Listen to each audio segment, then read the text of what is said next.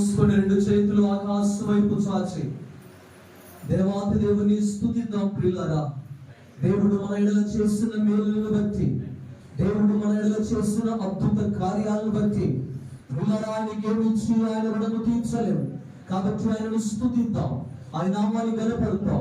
దయచేసి ఎవరు కూడా ఇటువంటి కళ్ళు తెరిచి చూడక, కళ్ళు మోసుకొని రెండు చేతులు ఆకాశం వైపు చాచి, ఆకాశము నా సింహాసనము, భూమి నా పాదపీఠమును స్థలమిచ్చిన దేవుని సన్నిధిలో మనమందరము ప్రియులారా మనోపూర్వకముగా ఏకాత్మతో సత్యముతో ఆత్మతో మహిమ స్వరూపుడా మీకు వందనాలైనా తండ్రి.